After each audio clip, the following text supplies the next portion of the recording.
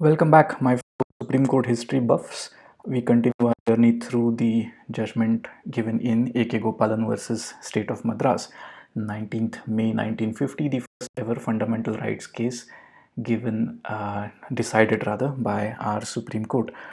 And in this video, we will be looking at the arguments made by the counsel for both the parties. Mr. A.K. Gopalan was represented by M.K. Nambiar, senior advocate. We will hear more of him soon enough. And the government was represented by the Attorney General of India and the Advocate General of Madras. Before proceeding though, I deliberately had to cut off our previous video because I had promised myself that I would restrict myself to just 15 minutes per video, and that meant that I had to cut off some of the parts and leave them for the next one. It has not proved to be a good idea, and I will not do it again, I promise you. But that is where we are. We ended that video looking at the statutory provisions that would be discussed in this judgment, and I had gone through sections 3, 7 and 12, but section 14 I had to leave for the next video, which is where we are now. Section 14 is actually the one that really needed some discussion in this case, and it says that no court shall allow disclosure before it of the grounds of a detention communicated under section 7 or of the proceedings of an advisory board either. And there will be parts of the report of the advisory board which could be demarcated as confidential, and those parts could not even be referred to by the court.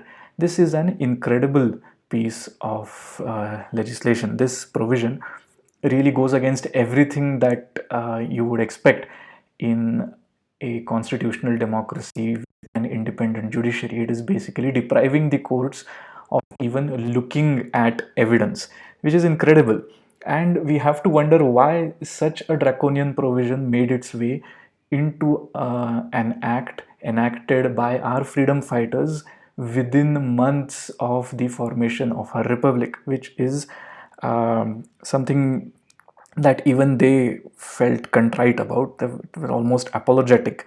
The Prime Minister Jawaharlal Nehru and the Home Minister Sardar Patel, when they introduced this bill on that during that single day passage in February 1950, Sardar Patel mentioned that he had spent sleepless nights before the actual day of voting.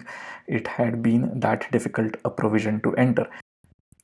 The only defense that they could give for themselves was that Section 1, Clause 3 of the Preventive Detention Act 1950 said that the act was going to have a very limited life, a very limited time frame. It was going to cease to have any effect after 31st March 1951.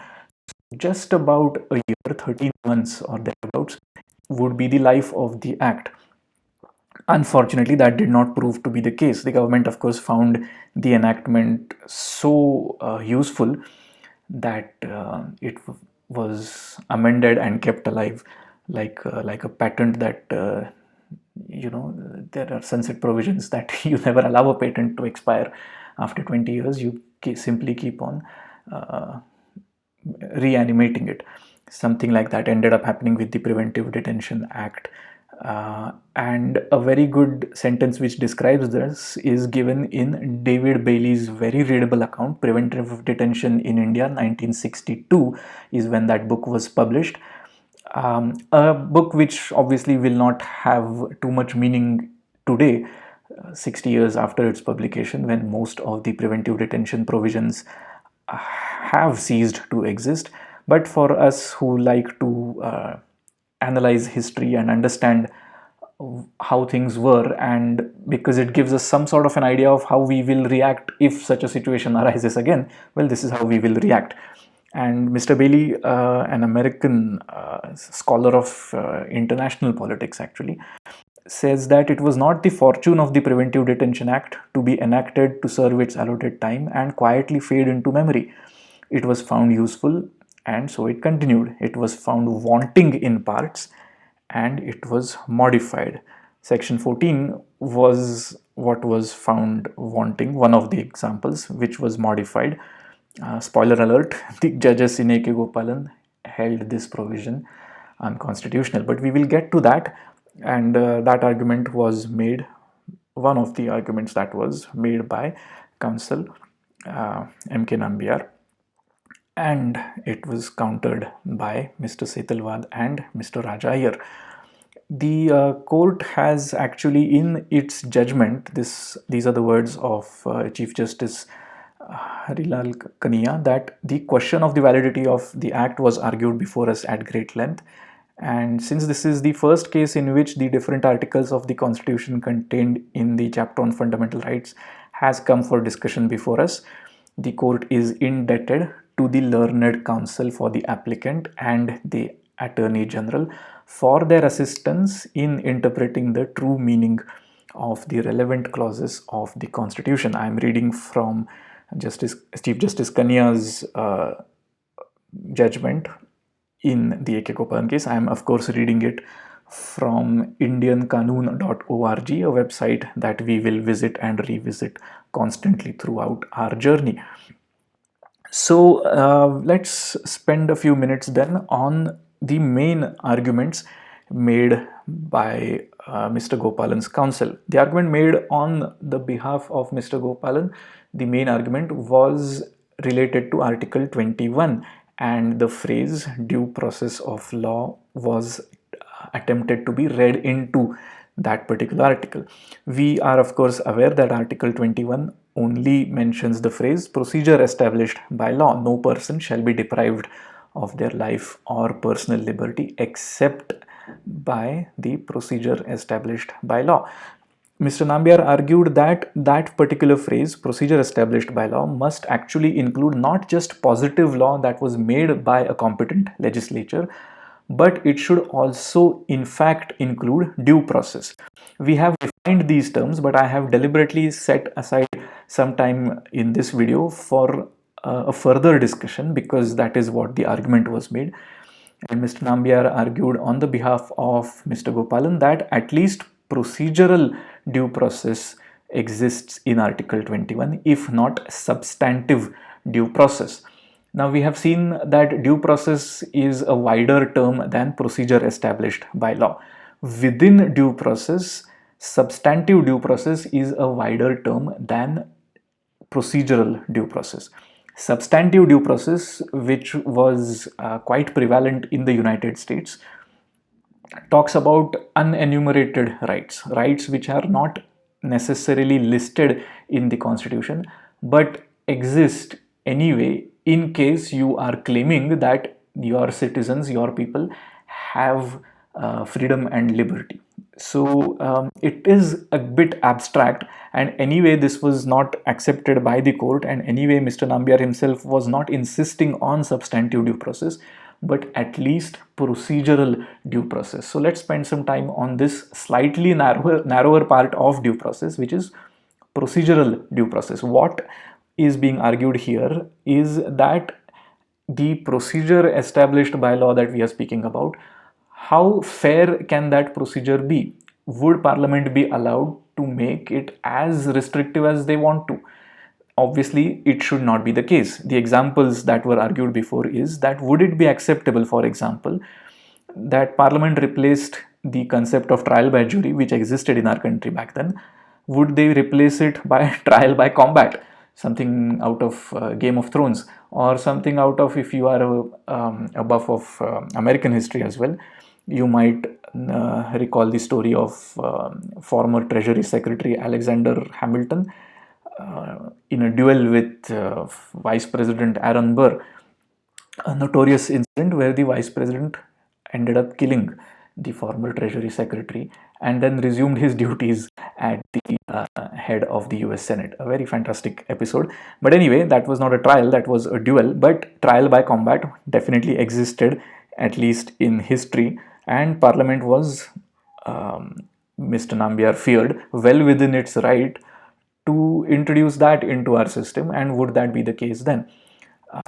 Would that be allowed? Because it definitely fit under procedure established by law. Was the procedure passed by a competent Yes, indeed, it would be. But would that be a fair procedure is what was being argued.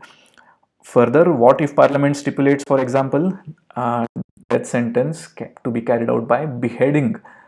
Would that be allowed? Would decapitation be a fair punishment? Obviously, it wouldn't be. So these are all very apt arguments, right? These are exactly the arguments you would expect, exactly the kind of arguments you would expect from a jurist or a senior advocate of the stature and learning of Mr. Nambiar. The problem was, of course, something that we have discussed before, that the phrase due process of law existed in our draft constitution, and it was later replaced after getting the opinions of several jurists and thinkers to procedure established by law. And that was basically the argument made in response by the State of Madras. Mr. Setalvad pointed out to the bench that the phrase had been modified. It did exist, due process of law existed in the draft Article 21, and it was replaced by procedure established by law by the Constituent Assembly as per the advice given by the consultant for constitutions, Mr. B.N. Rao, Sir B.N. Rao, as he was advised by Justice Felix Frankfurter of the United States. We have seen all of that history. The Constitution of Japan also has procedure established and not due process. And that constitution was written by Americans. This particular modification in our constitution was recommended by at least one American Associate Supreme Court Justice. That proved to be the clinching argument, that Article 21 only restricts itself to procedure established and not to due process. We should spend a moment here to try and realize that it was sort of a gamble taken by the Attorney General, Mr. Setalvad, to make this argument. What the Attorney General was relying on was the notion that the Supreme Court bench would not go for a wider interpretation.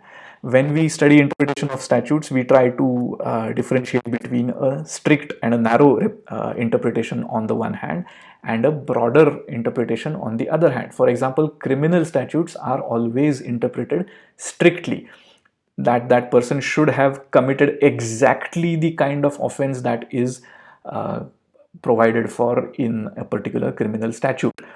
You should not try and think that this is an implication of the same offense. No, nothing of that sort exists. For example, if somebody commits suicide and says that I was having problems with my employer and I can't take it anymore, and so I'm committing suicide, that does not necessarily mean that the employer is an abettor to the suicide, right? There has to be a specific reason. The Arnab Goswami case, for example, is a recent illustration of that particular thing, where a strict interpretation of a criminal statute has to be done. The Attorney General was relying on the court making a strict interpretation of the Constitution as well. And in these early days of the Constitution, this kind of argument worked. This kind of argument was a successful one because the court, the bench, the judges were not expecting the government to ride roughshod over constitutional provisions. They did not expect that these freedom fighters and future generations would do the kind of things that they ended up doing, and which is why as we go along, as we travel down memory lane and we arrive closer to our times, we can see that the interpretation of constitutional words got broader and broader as time passed, as executive actions kept on becoming more and more strident. But back then, 19th May 1950, the argument was a successful one. The second major argument made on behalf of A.K. Gopalan was under the auspices of Article 19(1)(d). Article 19 is, of course, the right to freedom, protection of certain rights regarding freedom of speech, etc. Clause 1, subclause D, all citizens have the right to move freely throughout the territory of India. That is the argument, that is the clause in the Constitution which was argued second on behalf of Gopalan. The first argument, Article 21, if that was not applicable, then at least 19(1)(d) was applicable. And there is a restriction to that. Nothing in subclause D of clause 1 shall affect the operation of blah blah blah blah blah. Reasonable restrictions on the exercise of any of the rights conferred by the said subclause in the interests of the general public or for the protection of the interests of any scheduled tribe. The wording here, the phrase is reasonable restriction, and the argument made on behalf of Mr. Gopalan was that preventive detention was not a reasonable restriction, it was an unreasonable one. What Mr. Nambiar is arguing over here is that Article 19 and Article 21 are not totally unrelated. They actually are focusing on the same area, which is personal liberty. Article 21 uses the wording, as you might recall, no person shall be deprived of his life or personal liberty. And Article 19, Clause 1, subclause D, talks about moving freely throughout the territory of India.